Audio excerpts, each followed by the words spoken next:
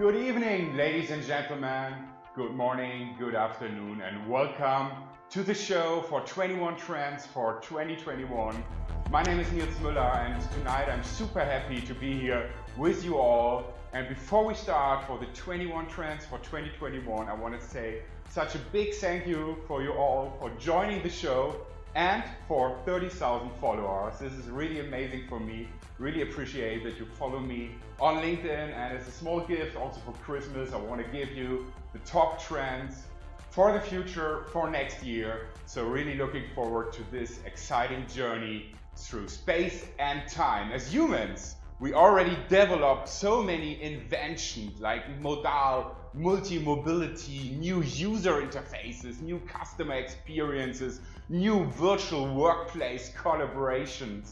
So many interesting like digital twin innovations, virtual reality collaboration, virtual factories, 3D printing, combination of robotics, 3D printing, genetics, food printing, personalized experiences. And now, due to the big shift in the next big meta trend in health science and life science, we learn from nature. So we use the paradigms of nature, biomimicry, and learn how nature moves and behaves. And we transfer this knowledge to robotics. And also, nature learns from us. So we can now start to program life because we know the algorithms of life. We can unfold life and know so much about neuroscience, and we can use this technology for human enhancement, but also for more sustainability on this planet, because also sustainability is a meta trend for the 21st century. So as humans, we always progress, we always go ahead, we never stop dreaming. We innovate, and we find new solutions.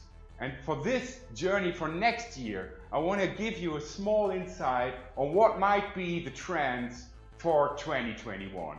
And you can already see a sneak preview here. So we will start with cognitive computing, AI assistance, deep engagement, deep fake, augmented mixed reality, virtual collaboration, of course, because this will be a big thing, not only sitting in front of two-dimensional screens, immersing into virtual three-dimensional workshop spaces, event spaces, inviting global participants in holoportation, also for remote healthcare, number 6, aging consumers, AI alphas, so you can see them all, but now I want to start for the top trends for 2021. So the first big thing, of course, is cognitive computing. And cognitive computing, like AI, took a long journey since the 60s. This is not a new topic. We already had some AI summers, some AI winters, again, some AI summer, where AI did a lot of great work, beating the best poker players, beating the best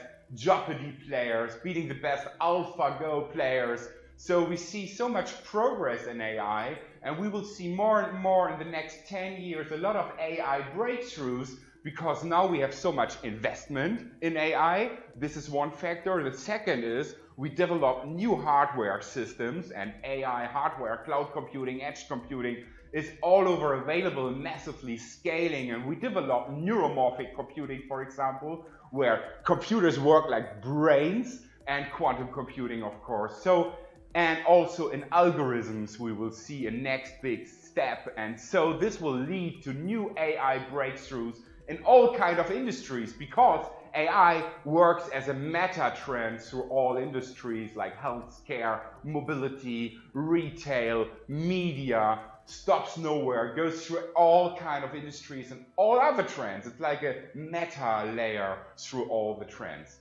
So AI cognitive computing already came to incredible results during COVID crisis. Here you can see 1.5 meter society, tracking of people and their behavior, if they really keep the distance. Or we already have an AI judge, where about cybercrime, the AI curve is just ruled by AI and also makes a decision who was right and who was wrong. So a lot of progress, as I said, in all fields. What we see nowadays mostly is, of course, robotics, what is always very visible, but also AI chatbots. So AI is everywhere, and we have a fantastic chatbot here from New Zealand, Soul Machines, which is one of my favorite companies in innovation for next year, because I believe we will see a lot of AI generated chatbot avatars.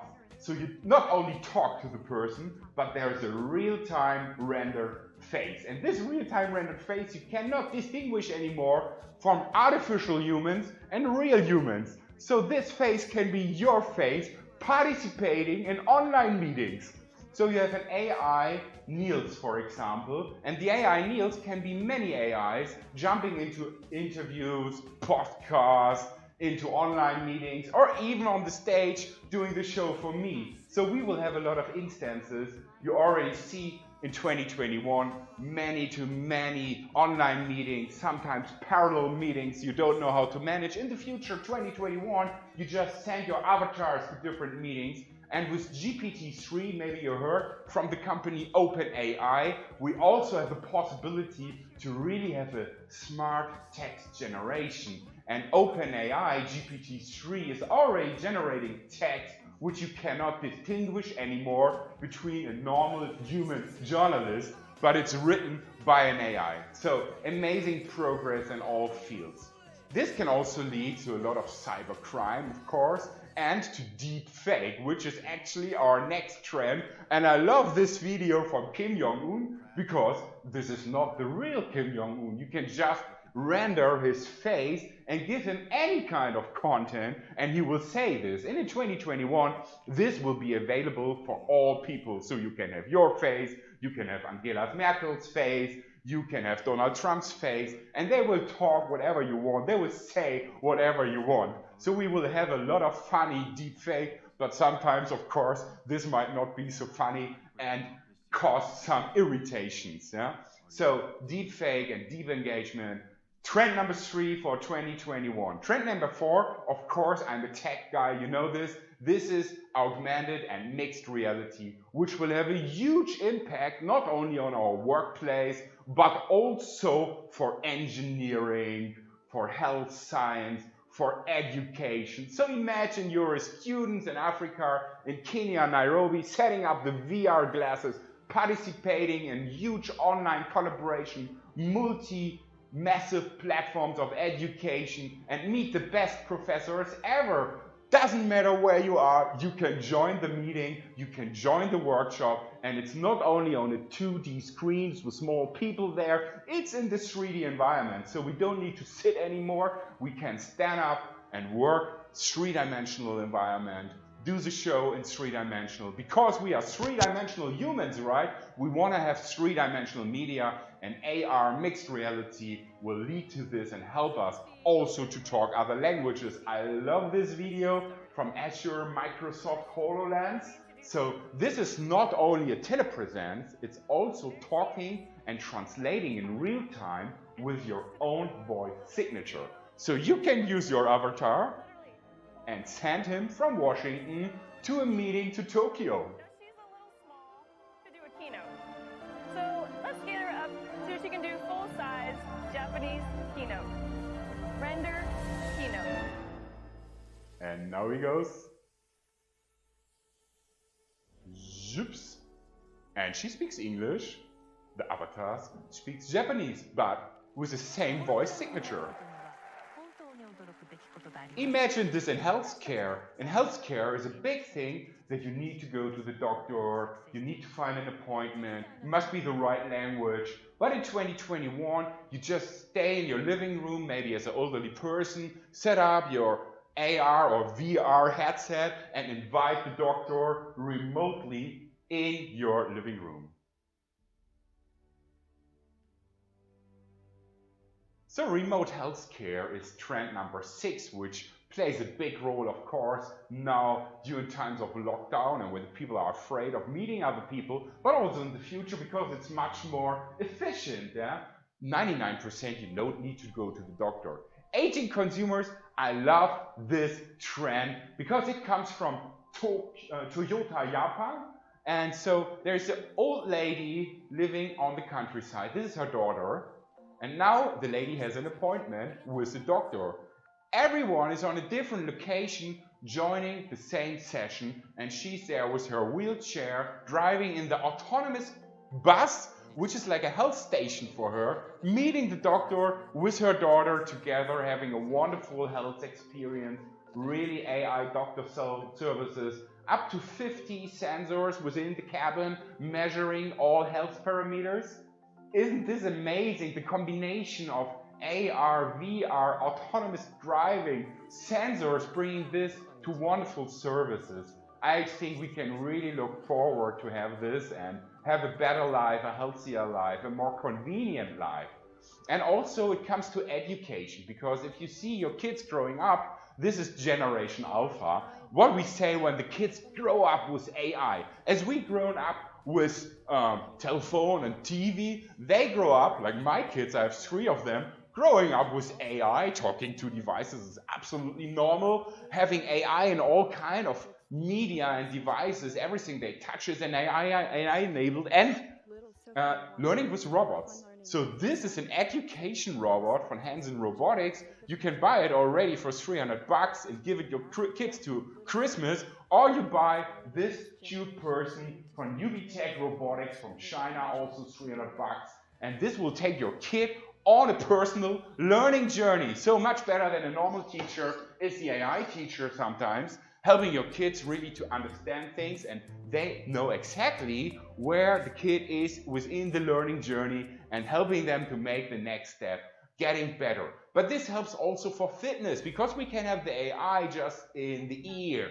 And this is one augmented audio and health habits. Trend number 9, we can use augmented audio to better training. And there's an AI measuring all your movements, measuring all your workouts, and giving you personal advices to perform better, be fitter, live longer, be stronger, and be healthier. And I mean, our kids grow up in this trend number 10, gaming universe. If you take a look at your kids, what they do, they don't look YouTube maybe anymore. They are 3 or 4 hours per day in virtual world. Sometimes it's Minecraft, sometimes it's Fortnite, sometimes it's Roblox, they switch and switch and switch. Sometimes they do TikTok, but they grow up in 3-dimensional virtual worlds, celebrating with their friends, meeting them there. Like here, a wonderful festival from Marshmallow with, I think, more than 10 million live users as avatar in this amazing show. During lockdown, they did a 10 million people festival. Imagine a stadium with 10 million people. It would be huge like Shanghai.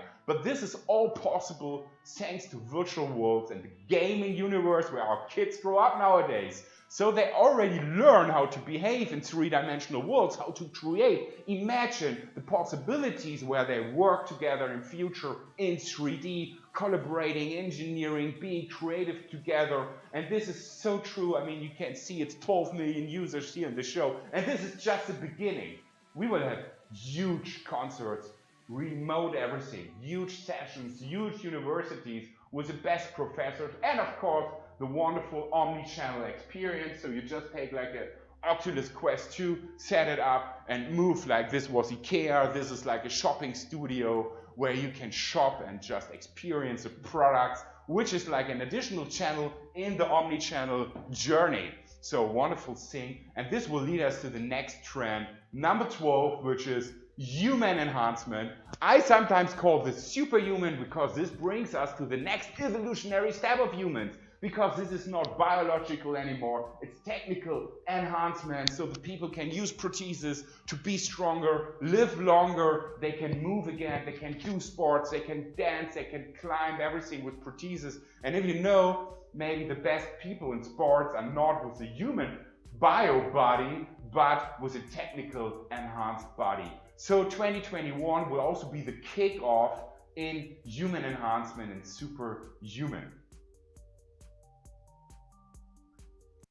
Trend number 30, flexible production for all of those waiting for some B2B industry trends, also meeting the consumer goals, because this trend perfectly shows how to combine the industry 4.0 smart machines, additive manufacturing, IoT with the consumer behaviors and the consumer needs.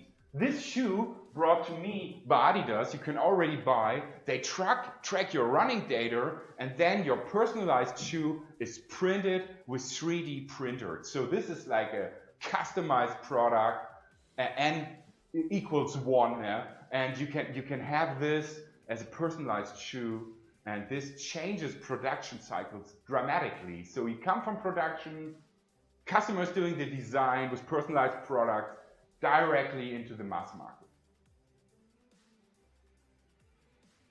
After a couple of years, you say, no, I don't want to have this shoe anymore. So you don't throw it away, you just send it back to Adidas, and they use the old material and recycle the old material, and you get your next shoe with your old material. This is 100% closed loop. This is really circular economy. And last week I saw the Nike strategy for circular economy. You really should take a look at this. It's a huge PDF, hundreds of papers, PDF pages explaining the Nike strategy for circular economy. Search for this on Google. It's an amazing document. So you see all the consumer brands, all the chemical brands, all the supply chain is moving into circular economy. And if you really close the loop, you can have as much as consumption as you want without hurting the planet, because you can just use the material again.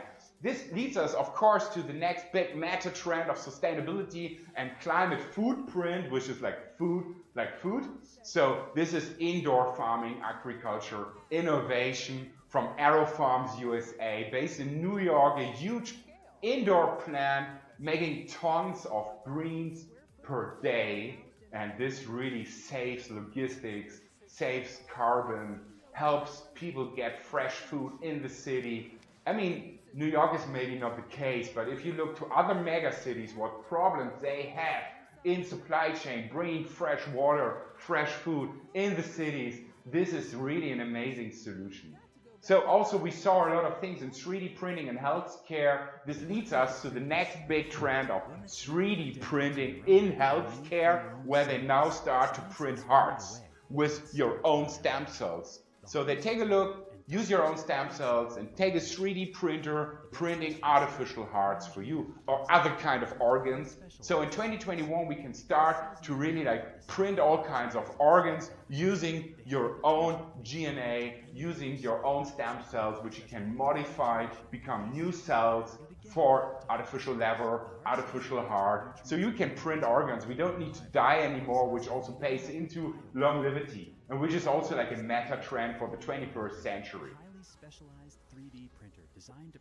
If you want to deliver things like this, it comes to last mile solutions, and this is one of my favorite trends called Neuro from USA. It's sustainable and it's smart because it's autonomous driving, and it brings you the fresh fruit, the product, directly to your door. So not thousands of people need to sit in their cars going to the supermarket. No, the smart last mile delivery solution comes to your door, brings you the food, and helps to reduce climate footprint and making the world again a bit more sustainable and convenient. So I think this is a nice combination of factors, because you don't only want to have sustainability, you also always want to have some convenience going with this. And this is a perfect example how we can perfectly combine this. And all the big automotive companies are already mentioned, Toyota, working on this. And we look at Toyota, this is a big strategy for Toyota, which is called ePallet.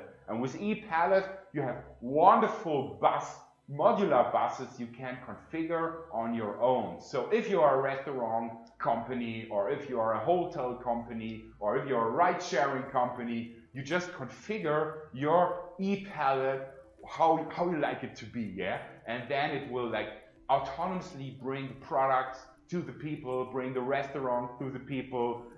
Is an autonomous hotel which can drive you from Shanghai to Shenzhen, and you can sleep during this time. So this is a big change in cities, because the people don't need to walk anymore to find a destination. The services come to the people, right?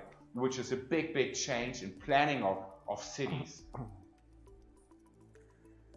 I was at CES at the beginning of this year, which was in January in Las Vegas, an amazing show. And this next year will be digital consumer electronics show, so you should join there at the beginning of January, search for it on Consumer Electronics Show, but I was there live 2020 and see the Pudotech Robotics. And Pudotech Robotics is a very, very cute cat waiter and brings you the food to your table.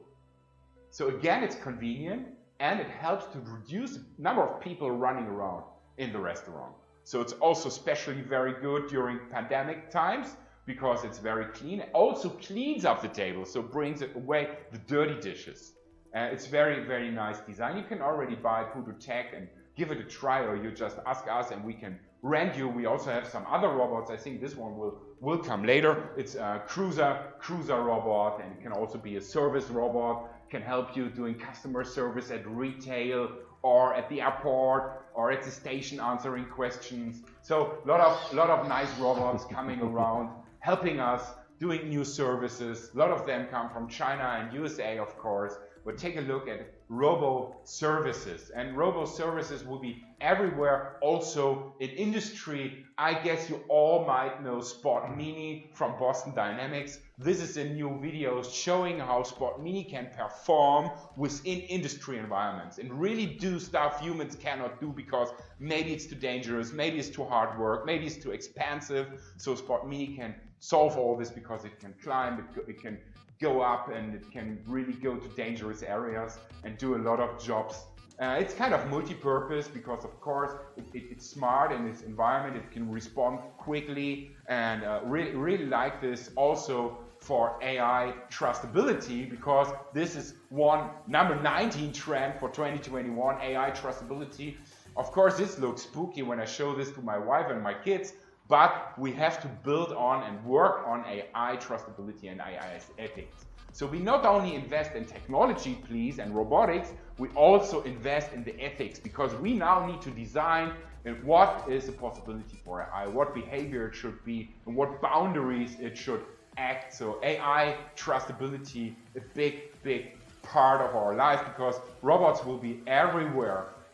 Either invisible AI things or visible robots, or robots doing really smart work. This is from Rolls-Royce, a crowd robot solution with very small robots solving problems within the turbine, which is not only predictive maintenance, but also autonomous maintenance. So no humans have to care when there's a problem with the turbine. They don't need to open it. You just do a robot injections and the robot solves the problems together alone. So you have less downtime, which is very expensive to have a downtime in turbines. But now it's possible thanks to autonomous robot systems doing predictive maintenance and autonomous maintenance.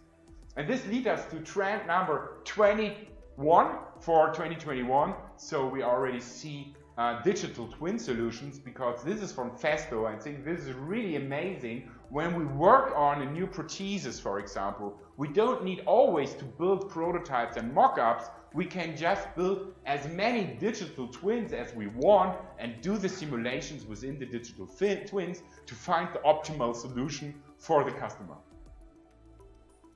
So you see how the amount of digital twins is scaling up, different simulations working there, best models compete against each other, and it's like evolutionary computing, so the best wins and gets the next evolutionary stage, and you come out with the best model which you can build and really for the patient, for the customer. So these were the 21 trends for 2021, but now we ask ourselves, how can we innovate within our companies? How can we make this happen within our companies? Because it's not only about looking to the trends, it's also about to bring this in your own company. And I call this future of innovation. I already said on LinkedIn, I will not only present the trends, but also present the future of innovation. And these are 4 factors which I think is really important factors. First, love the front end of innovation. Second, embrace diversity. Number 3, see here, innovation excellence, and focus on disruption. Let's start with love the front end of innovation, because we already had a show with Professor René Rohrbeck. And first I want to explain you what is the front end of innovation, because before you start to innovate and ideate, you should know what are the trends impacting your industry and your company, and what should be the focus fields in ideation and innovation, because otherwise you can do everything which maybe leads you to nothing.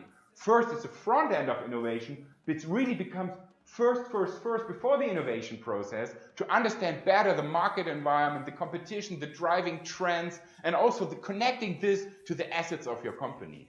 And Professor René Robeck did a long time study with hundreds of companies measuring how successful they are if they use the front end of innovation compared to companies not using the front end of innovation.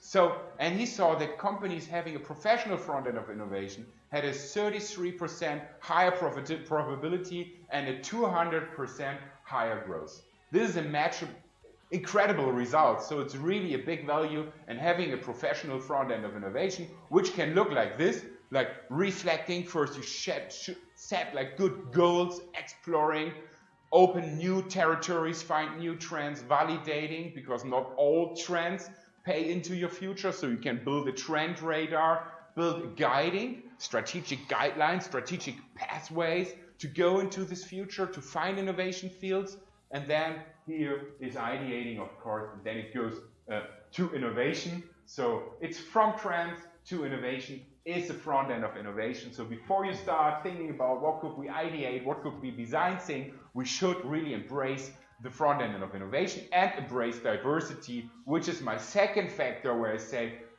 in the C-level board, advisory board, what we call in Germany board of directors, Vorstand, there should not only be a diversity when it comes to male, female, but also bigger diversity in age, for example.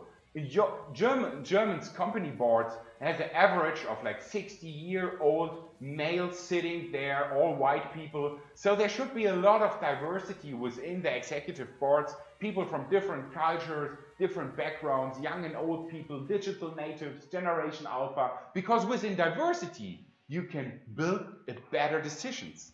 Yeah, and this is not only you see that this is really sad KPIs when it comes to female diversity within our DAX, which is the biggest corporates in Germany. It's just 14%, and in the MDAX is 8%. So in average is less than 10% females.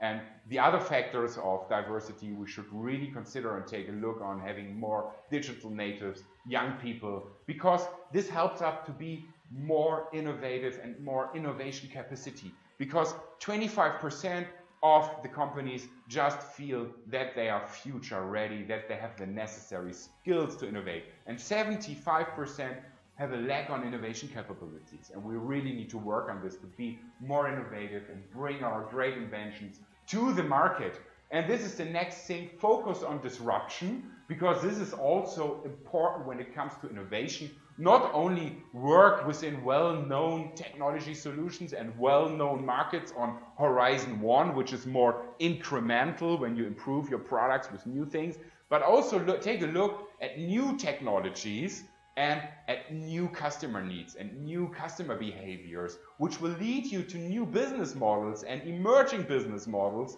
and really helps you to enter new markets. And then also working on Horizon 3, which helps you to understand totally new paradigms of customer behavior, which might lay in the future, and also super futuristic technology. Sometimes we wonder, why do they travel to space now? Because of course they have a lot of aims on Horizon 3, where it's about asteroid mining, finding resources somewhere in space, bringing them back to Earth, and a lot of things considering on space travel are on Horizon 3. So always think about on what horizon are you innovating with your innovation departments, digitalization departments. Are you really on Horizon 3 and 2, or only on Horizon 1? Because all of them are important, of course. And this is called organizational ambidextry, which is left and right hand together, so Horizon 1, 2, and 3 at the same time, because they have really different paradigms, and we really need to manage them differently with different budgets, different people, different mindsets.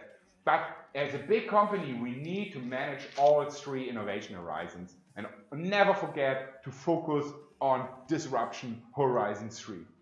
So next question is, what level is your innovation department and your innovation activities and all you have in terms of venture capital funds, incubator, accelerators, entrepreneurship, and all this? Are you ready on innovation excellence, or maybe we start here on level A, or did you just start initially to innovate, or are you already planned to have some experience in innovation, couple of years, good people working there, or are you already optimized, learned from your mistakes, did it better and better, or are you already on level 4 or D, which is kind of innovation excellence? And I think there are just like a handful of companies in Europe really on innovation excellence, really perform very well when it comes to innovation, also on level 3. We should never forget that innovation is also fun. So it's try and error, and we see the best robotics developers here having some mistakes and some failures, even Boston Dynamics. So always when you do innovation, this is DFKI, Deutsches Forschungszentrum, also they have a lot of problems. When you do innovation, never forget to have fun, working on new interfaces here for railway apps, and forgot about the target group does not understand what you're doing, or in the VR lab we are having here, or even when it comes, we are working a lot with drones, and but sometimes it does not work. So this is a small drone you can buy on Amazon for your kids, or we build robots with our kids here every month, and sometimes it works, sometimes not.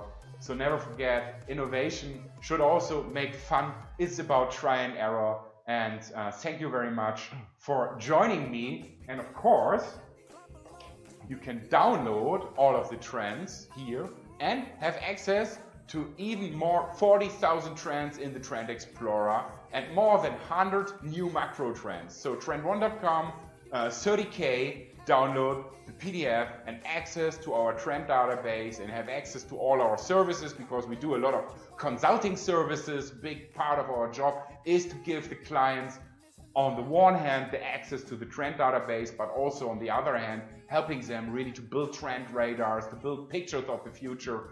And as I said, we not only have 21 trends, we just published our new trend universe, and this includes more than 100 new macro trends. You can already see behind me like the 1.5 meter economy, which came up in 2020, or urban resilience, or Cityside fluent spaces, energy storing system, remote X, human enhancement we talked about, of course, performance fueled agile organizations. We talked about AI offers. But I cannot answer all the questions, so I thought, because now you can ask questions in the chat, and I think there are already like quite a bit of interesting questions. I thought about who can answer this, and I have my Sandro AI here, which I wanna start now. The Sandro AI will answer all your questions in the chat. Hey Sandro, how are you doing? Hi Nils, actually quite fine, only feeling a little bit small today. Yeah. So, we see a lot of trends behind you, and actually we are just right now in the development phase of publishing it in the first quarter of 2021. And yeah, we have a lot of new interesting topics. And if the audience, the great audience, has some question, just feel free to ask me. Okay, now you can ask questions. I just try to find questions here. There should be some questions, because there are so many interesting topics. Did you find a question to a specific trend? Thank you is one thing here. Thank you. And when will we start was the first one. Great overview for 2021. Sounds like lots of fun waiting for us. Yeah, then let's have a look if there's some substantial more questions to the topic. That's why I'm here, just to present some insights, but you're all invited to have a look at the new Trend Universum 2021 in the first quarter, end of first quarter. We will publish it, and we'll give 88 more trends to your 21 trends for 2021. Wonderful, wonderful. There's one question about digital tribes. Digital tribes? Yeah. Digital tribes is a really new interesting a form of social communities. The term is quite old, it's from 2009, but meanwhile we see a lot of developments, meaning the people are behaving like a tribe, like an ancient tribe. They're sitting around for one topic using all different digital channels and using it for one topic, for example, some ultra-local networks, some political topics, gaming topics. And the thing is, they live in a filter bubble and they know they live in a filter bubble and they want to live there. They want to bring their topics up and want to bring their specific topics presented in this filter bubble for their tribes. And so we see a lot of new digital tribes. Like the queue. Sorry? Like the queue.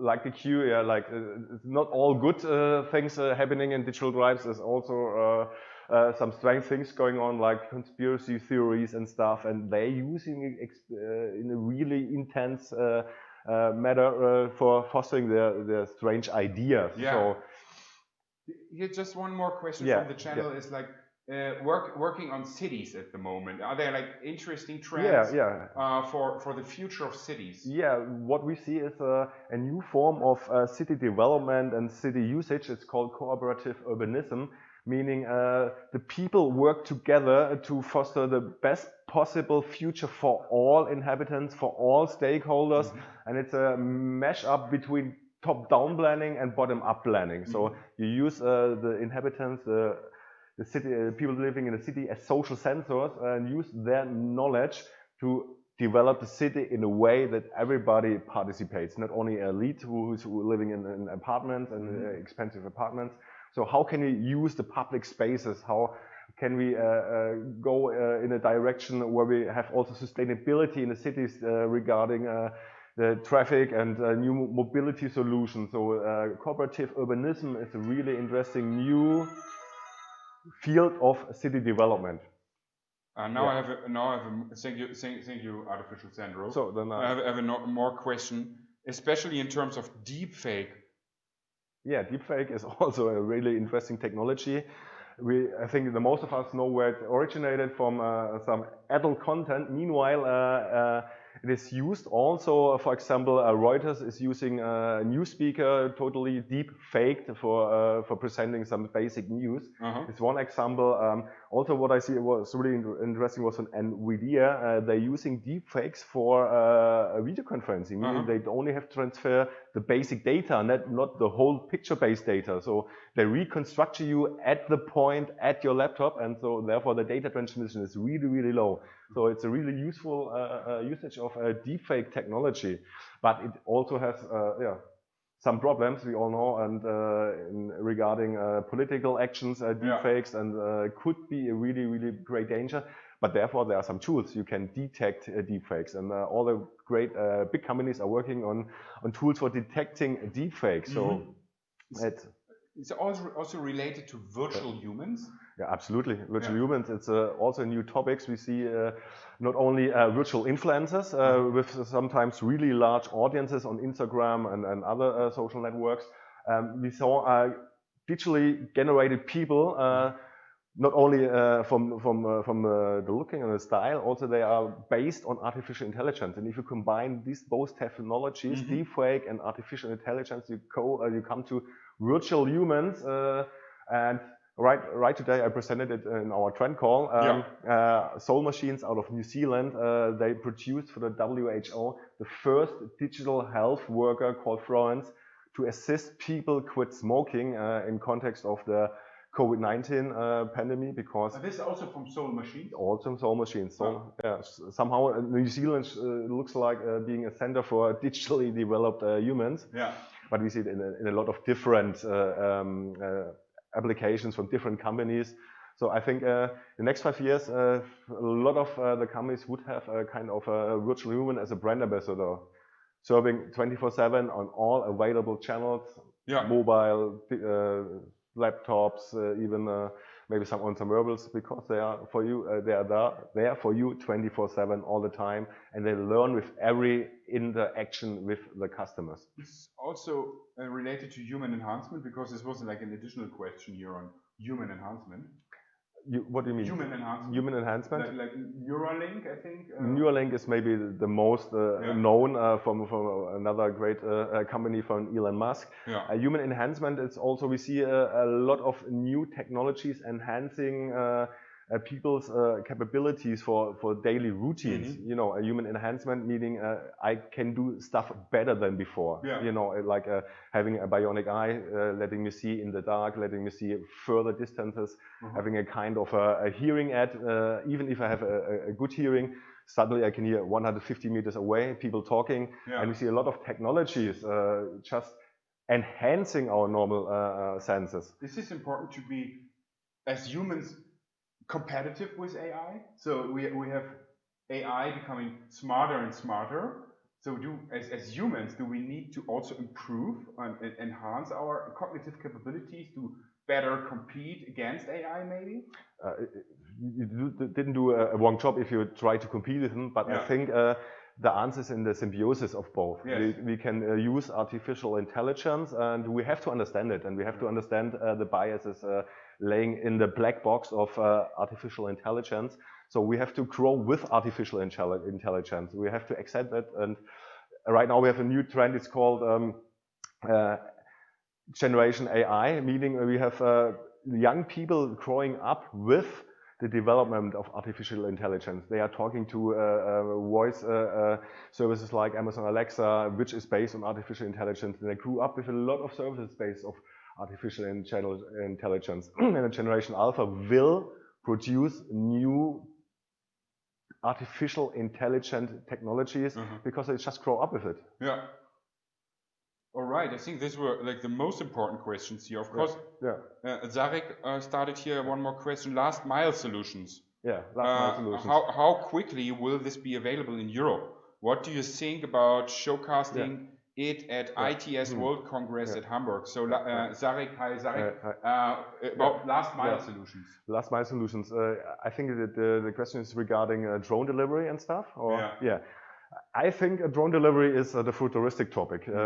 It's the most obvious one, but I think the one which will be the first we see is stuff like Starship technologies, you know, meaning robotic systems on the ground delivering stuff. You have it here in Hamburg from Hermes with a big field test of it, and we see it in the UK as it is used by several supermarket chains to deliver the stuff to the people at home, especially in times of COVID.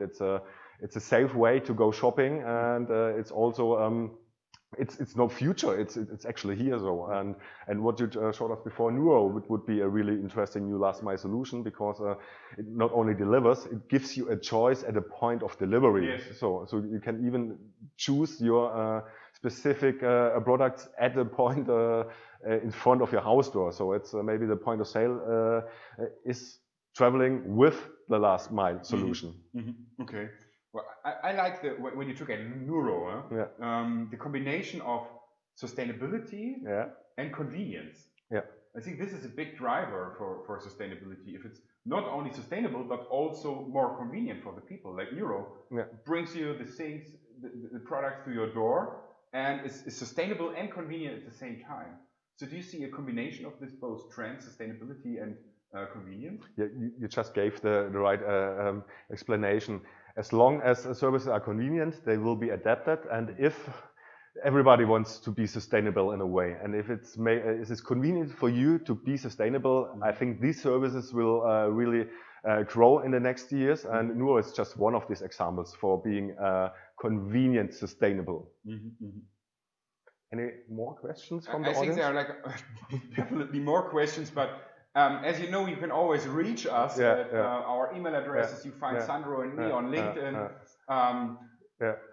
We want to close the show, or something. One more thing. Avatar, Sandro. One more thing for all the German-speaking people in the audience. You can join our trend call. It's each month at the beginning, in the first week, we just give a glimpse into our trend identification process. We present some micro trends, some trending topics, and fitting to your chart, we present one of the new macro trends each trend call. Where can we find it? Like just Google for Trend 1 Trend Call, or? Yeah, they have to follow us, and then they get an email for the invitation link. So, follow on LinkedIn or follow? Yeah, they can follow me on LinkedIn. Follow you on LinkedIn. Okay. Follow Sandro on LinkedIn. Thank you, Sandro. Virtual Sandro and AI Sandro at the same time. Bye. And all the best for your future. Stay healthy. Have a wonderful Christmas, and see you. hopefully soon, but latest in 2021 Okay. to talk more about all these trends. Bye bye.